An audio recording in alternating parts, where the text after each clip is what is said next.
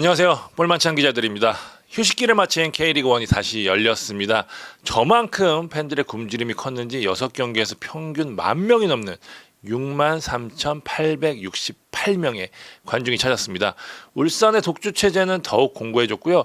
2, 3위권이 조금 달아나는데 성공을 했습니다. 4위부터 8위까지는 승점차가 단 2점에 불과할 정도로 중위권 싸움은 더욱 치열해진 모습입니다.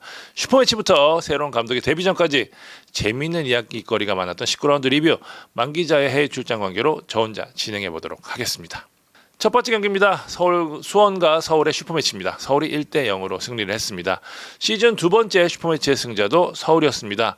서울이 윌리안의 극장골로 승리를 거두면서 최근 슈퍼매치 5승 1무 1패의 절대 우위를 이어나갔습니다. 수원은 홈에서 또다시 패하면서 고개를 숙였고요. 라인업부터 보면 수원은 새롭게 영입한 김주원을 바로 선발로 넣어서 박대원, 고명석과 함께 3백을 형성했고요. 고승범, 유재호가 중앙에 서고 아코스티, 안병준, 김보경이 3톱을 이뤘습니다. 서울은 마지막 경기에 나서 황의조를 원톱에 두고요. 임상엽, 기성용, 팔로세비치, 나상호를 2선에 둔 4-1 전형으로 나섰습니다. 팽팽한 흐름이 이어졌습니다. 수원이 준비를 잘했어요. 휴식기 동안에 병수볼 이식에 많은 공을 들인 티가 팍팍 났습니다. 전체적인 밸런스나 볼 전개 과정이 좋아진 느낌이었고요. 특히 고승범과 이기재 쪽 전개가 확실히 좋아졌어요. 문제는 마무리였습니다. 최전방에서 이 고군분투한 안병준을 뒷받침하지 못했는데요. 양 팀의 결정적인 차이기도 한데 외국인 선수의 차이가 좀 컸습니다. 수원은 아코스티를 투톱에 가깝게 활용하면서 안병준을 도와주려고 했는데 아코스티의 움직임이 좋지 못했어요. 체력적인 부담까지 좀 느끼는 모습이었고요. 그래서 마무리가 잘 안 됐습니다. 후반 투입된 뮬리치는 결정적인 슈팅을 날리긴 했지만 전체적으로 위협감을 주지는 못했고요. 반면 서울은 경기력이 썩 좋지 않았습니다. 전체적으로 볼이 도는 거나 공격 시퀀스 모두 좀 아쉬웠지만 외국인 선수들이 중심을 잘 잡아줬습니다. 오스마르가 언제나처럼 중원을 잘 지켰고요. 팔로세비치의 전체적인 움직임이 괜찮았습니다. 여기에 후반 교체로 투입된 윌리안이 승부를 결정지었습니다. 후반 막판 왼쪽에서 환상적인 돌파에 이은 마무리로 크랙다운 면모를 과시했습니다. 마무리와 외국인의 힘의 차이가 결국 승부를 갈랐습니다. 결승골은 윌리안이 넣었지만 저는 KUM 백종범으로 하도록 하겠습니다. 백종범 이날 두 번의 결정적인 선방으로 서울을 구했거든요. 특히 후반 9분이었죠. 이기재의 크로스에 이은 아코스티의 노마크 슈팅을 막아낸 것은 이날 활약의 백미였습니다.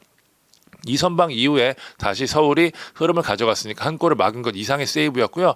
백종범은 종료 직전 뮬리치의 슈팅까지 막아내면서 수호신 역할을 확실히 했습니다. 수원 이날 패배로 6경기에서 1무 5패. 분명 경기력적으로 나아지고 있는 것은 분명하지만 지금 수원에 필요한 건 결과이기 때문에 수원 팬들 입장에서는 속이 터질 수밖에 없을 것 같고요. 최근 3경기에서 승리가 없었던 서울은 슈퍼매치 승리를 통해서 다시 분위기를 바꾸면서 선두권 경쟁을 이어가게 됐습니다. 두 번째 경기 제주 대전전입니다. 1대1로 승부를 가리지 못했습니다. 1대1 무승부였지만 아쉬움은 막판 실점한 제주가 조금 더 컸던 것 같아요. 반대로 대전은 이민성 감독의 말대로 죽다 살아난 경기였고 그만큼 결과에 대한 희비가 큰 무승부였습니다. 일단 라인업 보면 이창민의 군입대와 구자철의 부상으로 공석이 된 중원은 김봉수, 한종무라는 생소한 조합이 섰고요. 안현범이 빠진 측면에 김승섭, 안태현으로 대체를 했습니다. 대전은 모처럼 포백 카드를 꺼냈습니다. 오재석, 안툰, 김민덕, 김지훈이 포백에 섰습니다. 공격은 신상은 티아고, 돌아온 배준호로 나섰고요. 전반 다소 좀 지루한 양상으로 전개가 됐습니다. 전반 제주와 대전의 슈팅수 각각 2개와 3개밖에 되지 않았어요. 제주는 유리의 가마차기, 대전은 신상은의 헤더가 득점으로 연결되지 않은 게 좀 아쉬웠고요. 제주는 전반 36분이었죠. 김호규가 침투하던 신상은을 막는 과정에서 레드카드를 받았지만 VR 결과 경고로 바뀌면서 안도의 연습을 내쉬게 되었습니다. 후반 양팀의 변화가 생기기 시작했습니다. 제주는 이기혁, 김주공 등을 투입하면서 공격을 강화했고요. 대전은 플랜 A인 3백으로 전환하다 투톱으로 바꾸는 전형 변화를 통해 후반 승부수를 띄우게 됩니다. 제주가 먼저 결실을 맺습니다. 후반 30분 안태현의 크로스를 김승섭이 헤더로 연결하면서 선제골을 넣죠. 김승섭의 이적 후 첫 골이었는데 공교롭게도 대전 친정팀 대전을 상대로 넣은 득점. 김승섭은 세레머니 후에 대전 팬들에게 죄송하다는 뜻까지 전하기도 했습니다. 제주 쪽으로 기우는 듯한 승부는 후반 41분 티아고의 동점골로 무승부로 마무리가 됩니다. 김인근의 크로스를 티아고가 뛰어들면서 마무리하거든요. 유광현 티아고 투톱을 내세운 이민성 감독의 카드가 맞아떨어졌습니다. 제주는 막판 파상 공세를 하지만 헤이스의 슈팅이 골대를 맞고 나오고 유리 헤더가 이창근의 선방에 막히면서 결국 승리하지 못했습니다. 유리의 두 차례 결정적인 슈팅을 포함해서 제주의 슈팅을 모조리 막아낸 이창근은 이날 KUM으로 하도록 하겠습니다. 이창근은 최근 대전 수비의 본체라고 할 수 있을 만큼 엄청난 선방쇼를 보여주고 있는데요. 제주는 잡을 수 있는 경기를 놓치면서 무승이 4경기로 늘어났습니다. 중원에서 나가는 패스도 아쉬웠지만 수비가 실점이 많습니다. 수협전 이후 7경기 연속 실점을 이어가고 있거든요. 남길 감독의 고민이 될 것 같고요. 대전은 3경기 무패를 이어가긴 했지만 경기력이 좀 아쉬운 모습입니다. 제주와 마찬가지로 수비가 문제인데 9경기 연속 실점을 기록 중인데 지금 포백, 3백을 오가면서 고민 중이거든요. 현재로선 뚜렷한 답을 내기 어렵다는 점에서 이민성 감독의 고민이 큰 모습입니다. 자, 세 번째 경기 가도록 하겠습니다. 광주와 전북의 경기. 광주가 2대0 완승을 거뒀습니다. 단 페트레스쿠 신임 전북 감독의 데뷔전으로 관심을 모았던 경기, 주인공은 이정효 광주 감독이었습니다. 광주가 사실상 전북을 압도하면서 전북전 통산 2번째 승리를 신고했습니다. 페트레스쿠 감독에게는 확실히 좀 시간이 필요한 모습이었고요. 라인업부터 보겠습니다. 광주는 엄지성, 정호연을 벤치에 앉혔고요. A매치에 다녀온 아산이는 아예 명단에서 뺐습니다. 대신 이순민의 짝으로 이강현이 나섰고요. 좌우에 김한길과 정지훈이 섰습니다. 최전방은 이희균, 토마스가 섰고요. 전북 페트레스쿠의 첫 전형은 클루에서 즐겼었던 4-4-2였습니다. 구스타보 하파실바가 투톱에 섰고요. 한겨원, 이동준이 좌우에, 류재문, 박진섭이 중앙에 섰습니다. 정우재, 정태욱, 구자룡, 최철순이 포백을 이뤘고요. 광주가 경기를 잘했습니다. 프리뷰에서 말씀드린 대로 이정효 감독이 클루이 영상을 구해서 분석을 했는데 전형도 그렇고 스타일도 그렇고 클루이 때와 비슷하게 나왔어요. 이에 맞춤형 전술로 광주가 나갔던 게 멋지게 통했습니다. 상대의 직선적인 스타일을 예상해서 수비적으로 대응을 잘했고요. 동시에 광주가 잘하는 공격 스타일이 잘 나왔어요. 여기에 휴식기를 거치면서 다시 체력을 회복하면서 후반 떨어지는 약점까지 보이지 않았고요. 슈팅, 유효 슈팅, 점유율, 패스 모든 면에서 광주가 앞선 경기였습니다. 광주는 전반 19분 2연속의 크로스를 받은 이순민의 백헤더골로 앞서 나갔고요. 후반 추가 시간 이건희의 쐐기골이 터지면서 승리했습니다. 전반 18분 토마스의 단독 찬스를 놓친 것, 후반 22분 김한길의 득점이 VAR 통해서 취소했던 것, 이런 기회들까지 살렸으면 더 큰 점수차로 승리할 수 있었던 경기였습니다. 4경기 만에 무실점으로 경기를 마친 것도 광주 입장에서는 굉장히 긍정적인 부분이 아닐까 싶습니다. 이날 선제골을 포함해서 시종 중원에서 존재감을 보여준 이순민을 이날 KUM으로 하도록 하겠습니다. 후반에 보여준 멋진 탈압박 장면까지 아주 멋진 경기 펼쳤고요. 반면 많은 기대 속에 새 출발하려고 했던 전북의 경기력은 아쉬웠습니다. 많은 원정 팬들의 숫자가 그 페트레스쿠 감독에 대한 기대를 반영한 듯 했는데요. 전반 초반 한기원의 결정적인 찬스를 놓친 후에 줄곧 아쉬운 경기였습니다. 윙어들의 위치를 높인 공격적인 형태를 취했지만 중앙에서 볼이 제대로 돌지 못하면서 답답한 경기가 좀 이어졌고요. 수비 쪽에서도 중앙 측면할 것 없이 빌드업이나 공격 지원에서도 아쉬운 장면이 많았습니다. 후반 조규성과 송민규가 투입되면서 상황이 나아지는 모습을 보였지만 경기를 뒤집기는 어려웠습니다. 물론 제대로 훈련을 한 지 일주일도 되지 않았고 아직 선수 파악도 제대로 되지 않은 만큼 너무 큰 의미를 두기도 어렵겠지만 분명 아쉬운 데뷔전이었습니다. 네 번째 경기입니다. 울산과 대구의 경기. 울산이 3대1로 승리를 했습니다. 울산 강했습니다. 징계, 부상 등으로 핵심 자원이 4명이나 빠진 상황에서도 승리를 챙기면서 선두의 이유를 증명했습니다. 3연승. 대구는 괜찮은 경기를 했지만 퇴장 공백이 너무 컸습니다. 라인업부터 보면 울산은 징계로 빠진 이명재, 박용우, 이규성 자리에 서령우, 보야니치, 김민혁이 뛰었습니다. 이날 정승현 선수도 자체 징계를 했다고 하죠. 김태환이 오른쪽 풀백으로 복귀를 했고요. 김영권도 부상에서 돌아왔고 아타로도 선발 출전을 했습니다. 대구는 황선홍호에 차출됐던 고재현, 황재현을 일단 벤치에 앉히고 출발한 게 눈에 띄었습니다. 이날 경기 전반 2번의 결정적인 장면이 나옵니다. 우선 전반 3분 만에 터진 김태환의 선제골. 울산이 주축들이 빠진 상황에서 어려운 경기를 할 수 있었지만 김태환이 이른 시간에 선제골을 넣으면서 분위기를 확 가져오게 되죠. 김태환이 1000일 만에 넣은 득점이라고 하는데 오랜만에 뛴 베테랑 선수의 득점이라는 점에서 팀 전체를 깨우게 되는 효과를 얻었습니다. 슈팅도 아주 멋졌고요. 두 번째 결정적 장면은 전반 20분 에드가의 퇴장이었습니다. 에드가가 경합 도중 김민혁을 밟으면서 퇴장을 당하면서 무게추가 완벽히 울산 쪽으로 기울게 됩니다. 울산 안정된 경기를 가져오게 만든 장본이 누구냐? 단연 김영권이었습니다. 김영권이 복귀하면서 울산의 후방 빌드업이 확 달라지게 됩니다. 울산이 김영권의 유무에 따라서 경기력의 차이가 상당히 크거든요. 당초만 하더라도 다음 경기 복귀가 좀 유력했었는데 조기 복귀를 했고요. 딱 부러지는 활약으로 울산이 승리를 이끕니다. 빌드업도 빌드업이냐 후반 2분이었죠. 슈퍼 태클을 비롯해서 수비적으로도 좋은 모습을 보이면서 홍명보 감독의 극찬을 받게 됩니다. 김영권 이날 KUM으로 하도록 하겠습니다. 울산 후반 20분 보야니치의 패스를 받은 바코의 추가골, 추가 시간 마틴 아담의 슈팅이 골대를 맞고 나오자 바코가 밀어넣으면서 쐐기골을 터뜨리면서 완승을 마무리합니다.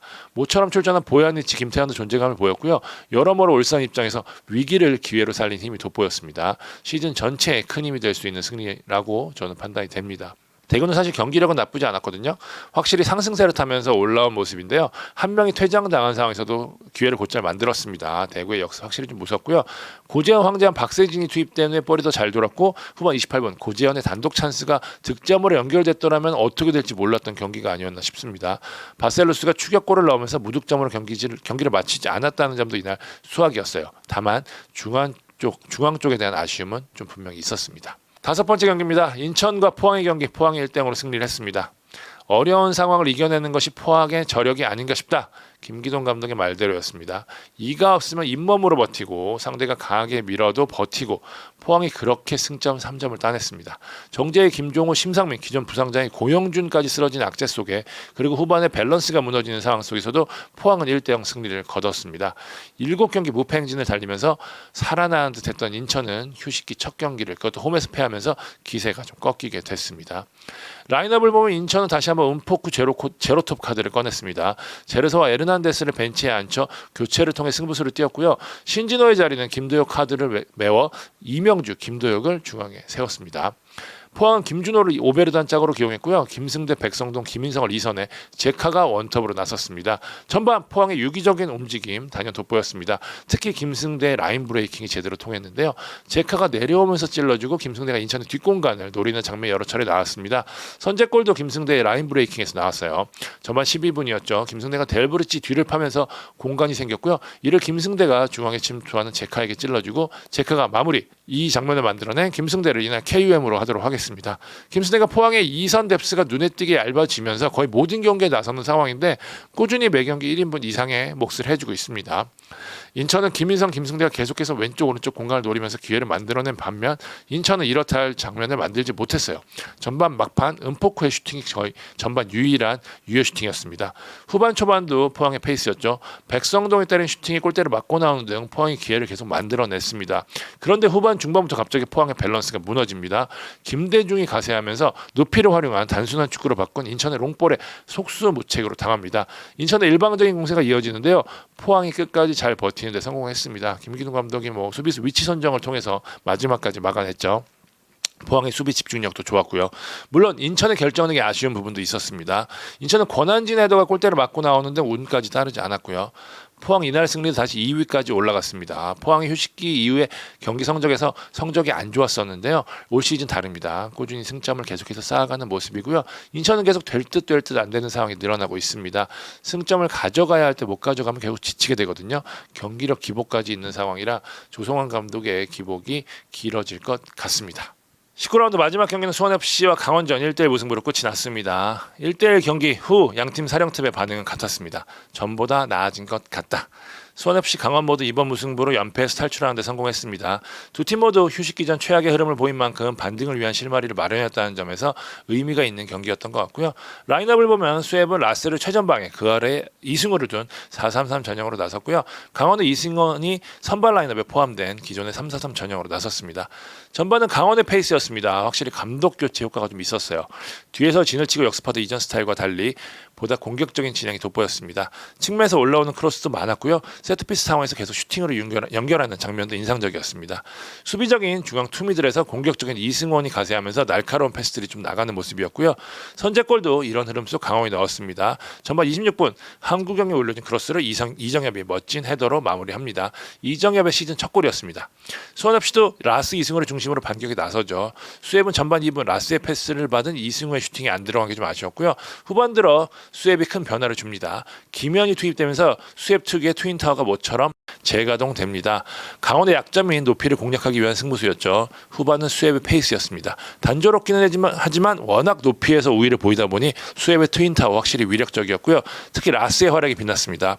라스 이날 무려 13개의 공중볼을 따냈거든요. 확실히 수협은 라스의 팀입니다. 라스가 가운데서 볼을 따고 뒤를 파야 무언가가 이루어지거든요. 라스 이날 후반 21분 오인표의 크로스를 멋지게 돌려 넣으면서 동점골까지 만들어냈습니다. 이날 KUM으로 하도록 하겠습니다. 양 팀은 이후 치열한 공방을 펼치면서 승리를 노렸지만 끝내 득점은 나오지 않았습니다. 수협은 될 듯 아슬아슬하게 골대를 벗어난 이승우의 5번의 슈팅이 두고두고 아쉬웠고요. 강원 역시 막판 갈레고 등이 날린 슈팅이 득점으로 연결되지 않은 게 안타까웠습니다. 일단 수협은 주축들이 성공적으로 돌아오면서 수협 특유의 공격적인 축구를 할 수 있는 토대를 마련했다는 점에서 의미를 둘 수 있을 것 같고요. 강원은 최용수 감독 시절과 달리 보다 적극적인 형태의 플레이가 가능성을 보여주면서 특히 전반 경기력 상당히 좋았거든요. 앞으로 달라질 모습에 대한 기대를 높일 수 있는 경기가 됐다는 점에서 의미가 있는 수원FC전이 됐습니다.